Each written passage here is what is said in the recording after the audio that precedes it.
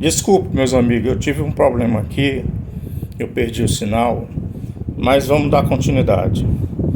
O campo dessas estrelas, ele é muito intenso, como eu estava falando. Eles chegam. Você imagine, por exemplo, o campo magnético da Terra, que nos protege dos raios do Sol. Ele chega a 1.000 trilhões de vezes mais elevado do que o campo terrestre, o campo magnético terrestre. Então veja como é um campo magnético muito intenso. Tem astrofísicos que chamam esses objetos de magneton, ok? Então, se você tivesse uma nave, um veículo espacial próximo a um campo magnético desse tão intenso, haveria uma dilatação temporal, por exemplo. No caso, por exemplo, assim, só dando um exemplo, por exemplo, 1 hora dentro de um veículo desse próximo a um campo desse magnético tão intenso, seria 1 mês na Terra, tá ok? Então, aqui você teria pelo menos 2 possibilidades de dilatação temporal no centro do Sol, e também você teria a dilatação temporal próximo a um magneton. Essas estrelas também são chamadas de pulsares. Elas são chamadas de estrelas de nêutrons, magneton e pulsares, porque elas giram tão rapidamente em torno de si mesmo, 700 vezes por segundo, que chega a velocidades relativísticas. Elas ficam como tipo pulsando assim no universo. Você faz a observação, tipo pulsos intermitentes, né? É por isso que são chamados de pulsares, tá ok? Então aqui, resumindo um pouco assim, você teria as 2 possibilidades que o Einstein sinalizou: uma energia cinética elevada e um campo gravitacional intenso.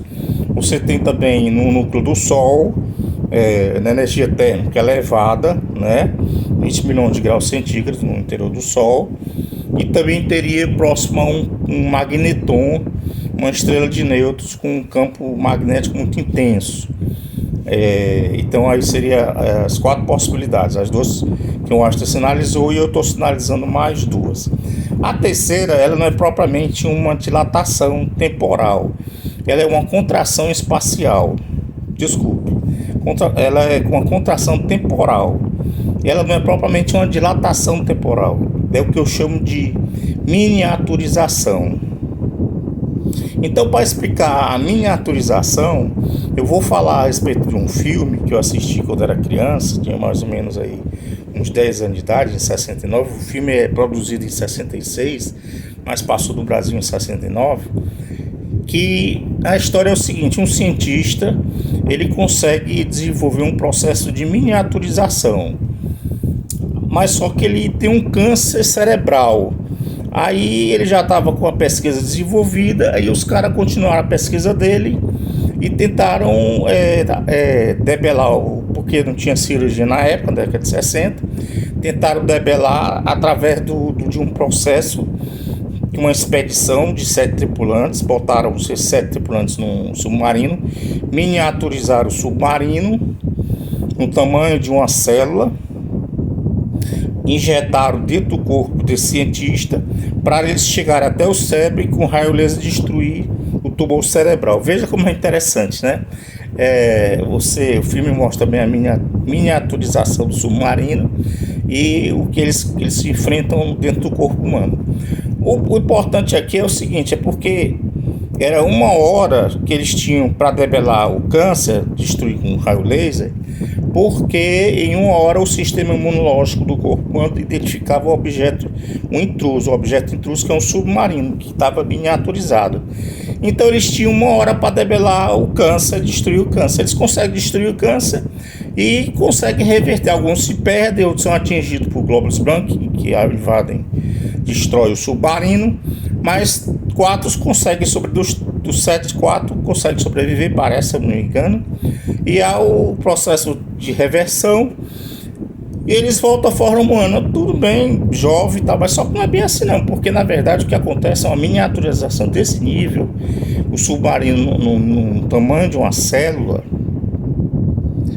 ele provavelmente haveria uma contração violenta de tempo, haveria uma aceleração temporal, é como se fosse assim, 1 hora normal, no tempo normal dos gigantes, do pessoal, os tripulantes miniaturizados, eles sofreriam aí uma contração de 40 anos, entendeu?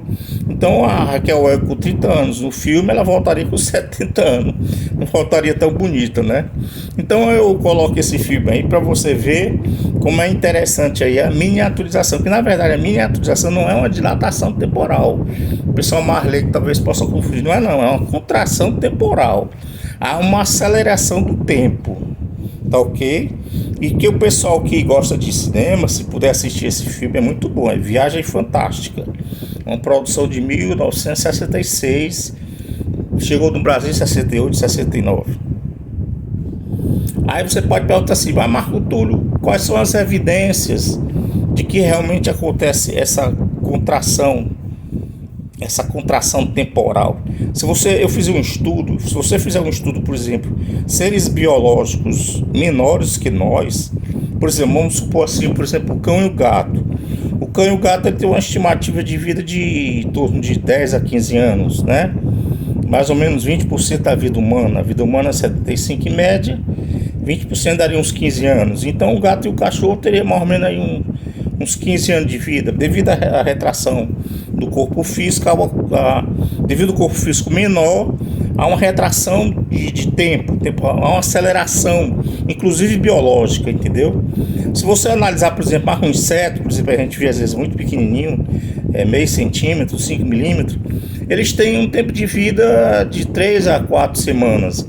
Agora, claro, se você fizer um estudo, você vai ver que alguns vivem mais. Por exemplo, a abelha rainha ou a formiga rainha, elas vivem mais porque ela tem uma responsabilidade maior no enxame, né? No formigueiro, nas abelhas, né? Do enxame.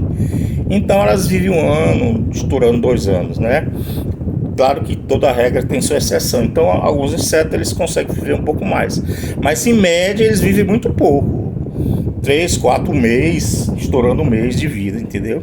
Se você reduzir mais ainda a escala, por exemplo, no nível de uma ameba, a ameba ela tem de 200 micrômetros a 2 micrômetros. O pessoal que não sabe, micrômetro é só você dividir 1 metro por 1 milhão de partes, pega uma parte dessa, é 1 micrômetro. Então eles são muito pequenos, 200 micrômetros a 2 micrômetros. Então eles vivem um dia, 2 dias, entendeu? É claro que a ameba ela se divide, depois de 2 dias ela se divide e continua vivendo em 2 amebas, né? Entendeu? Mas a ameba mãe só vive 2 dias, né? 1 dia, 2 dias, entendeu? Então a gente comprova em termos biológicos assim que à medida que você vai reduzindo a tua escala espacial, volumétrica, há uma contração de tempo, há uma aceleração dos processos biológicos. Então isso prova um pouco, né, a minha teoria de que há uma contração. No caso do filme, eles passaram 1 hora no tempo normal, não foi 1 hora no tempo deles. No relógio do submarino passou 40 anos, entendeu? Não é interessante?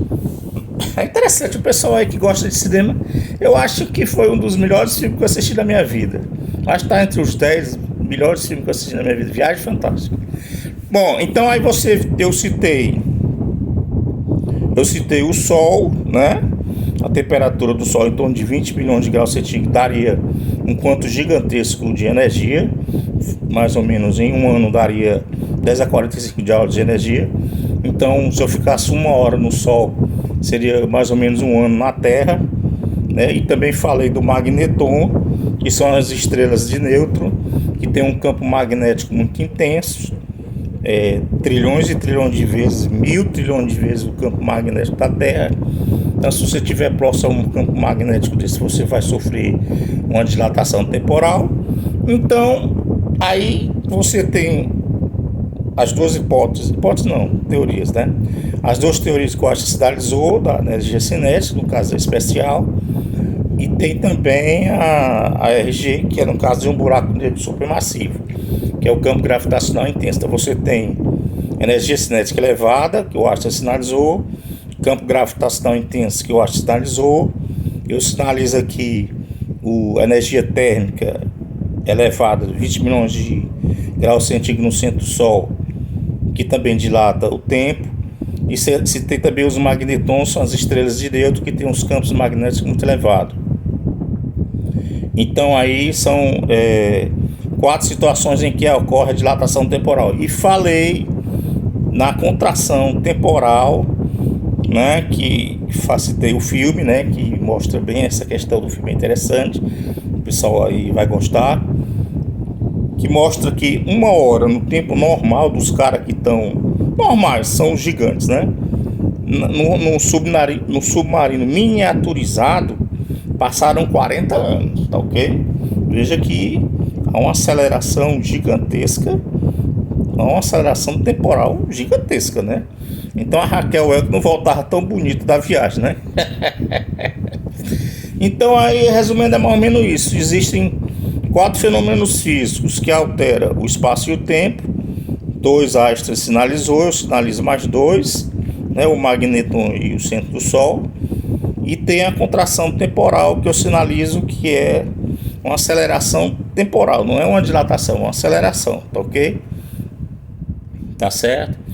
E eu acho que era esse momento que eu tinha que falar. E sim, e o próximo vídeo eu vou falar sobre Deus. Deus é a questão mais profunda da natureza. É tão profundo que foi seccionado em 4 partes. O que é Deus, a eternidade, o começo da existência e a razão da existência. Como é um problema profundo, eu vou fazer em 2 partes, parte 1 e parte 2, tá ok? A parte 1 eu vou falar sobre o que é Deus, eu vou falar sobre a eternidade. A parte 2 eu falo o começo da existência e a razão da existência, tá ok? Se alguém quiser comentar alguma coisa, esteja aí à vontade. E eu vou tentar reduzir um pouco os vídeos, eu achei muito 45 minutos. Na verdade, dos vídeos que eu fiz, teve 2 de 45. Mas o assunto é interessante, eu acho que valeu a pena. Bem, eu acho que eu vou ficando por aqui. Quem quiser falar alguma coisa, esteja à vontade. E até o próximo vídeo.